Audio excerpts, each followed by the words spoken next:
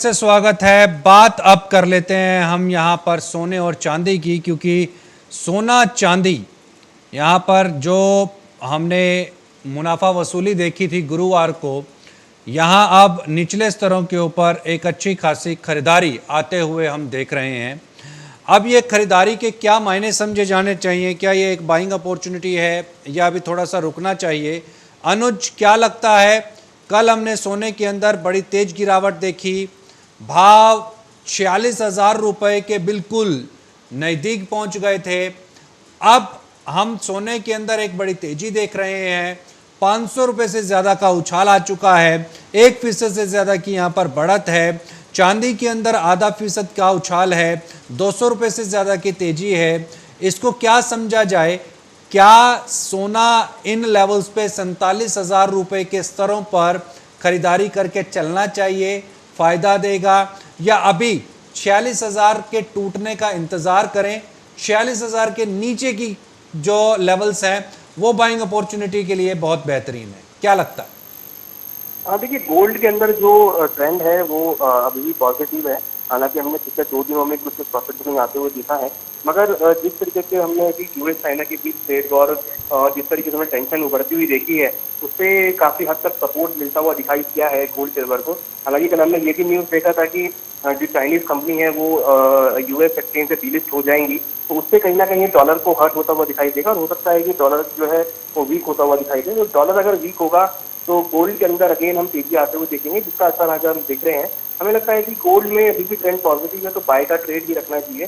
Gold अगर हम ऊपर देखें तो हमें लगता है कि अगेन 47,300 47,400 तक के लेवल इंटरडे में दिखा सकता है। और एमसीएक्स की अगर बात इंटरनेशनल मार्केट की बात करें तो 1740 से लेकर 1700 करीबन $45 तक के लेवल यहाँ पर आ सकते हैं। तो एक अपसाइड मोमेंटम हमें लगता है कि गोल्ड में यहाँ पर कंटिन्यूस रहेगा।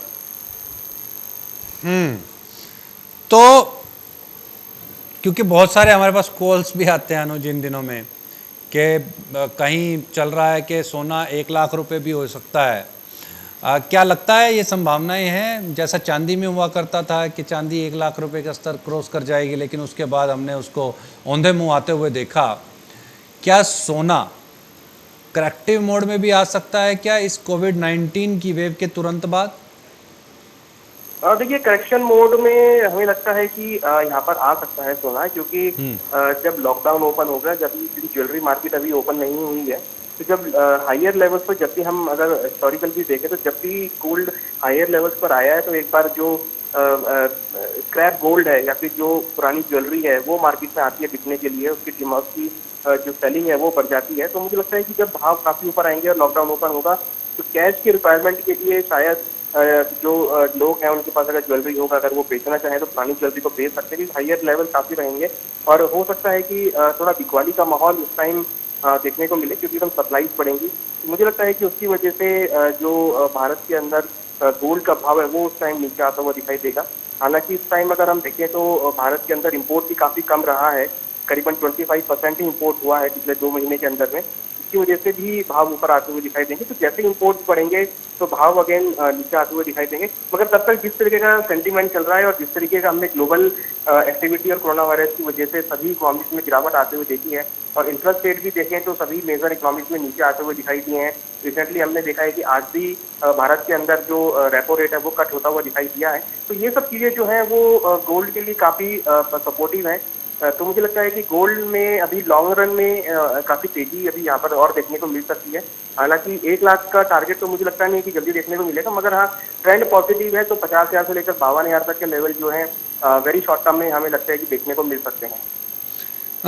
अनुज, ठीक है, इंडिया के अंदर में आरबीआई ने रेपो रेट में रिवर्स रेपो के अंदर कटौतियां की हैं और इसको 4% पर ले करके आए हैं, लेकिन अब सवाल ये उठता है कि जो जियोपॉलिटिकल टेंशन्स हैं वो क्या कहती हैं, किस दिशा की तरफ इशारा करती हैं?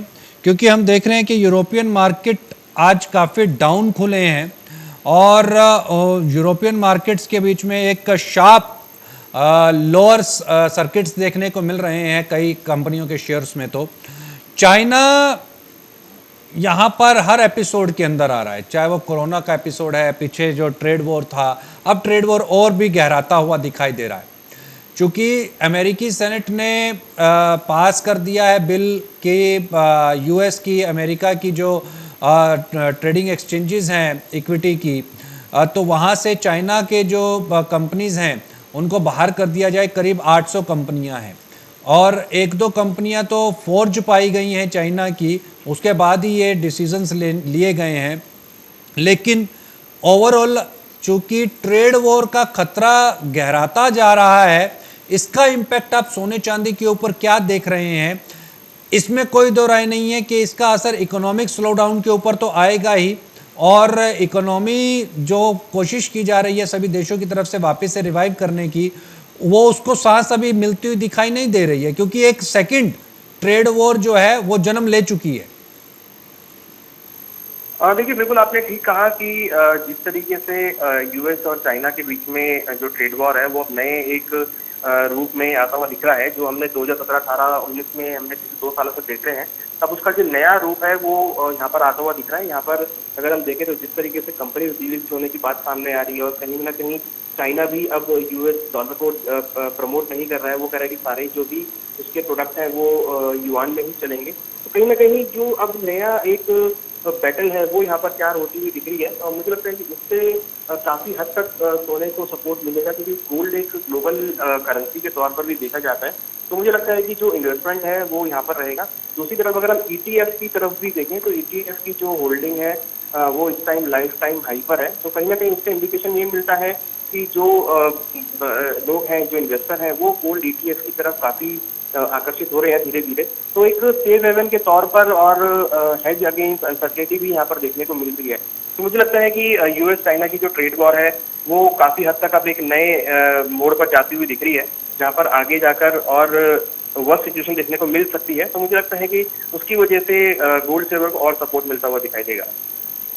गोल्ड को और ज़्यादा सपोर्ट मिलता हुआ दिखाई देगा निश्चित तौर के ऊपर, क्योंकि हर पिक्चर के अंदर चाइना है यहाँ पर, और चाइना की जो पश्चिमी देशों के साथ जो अभी टसल है वो गहराती हुई दिखाई दे रही है।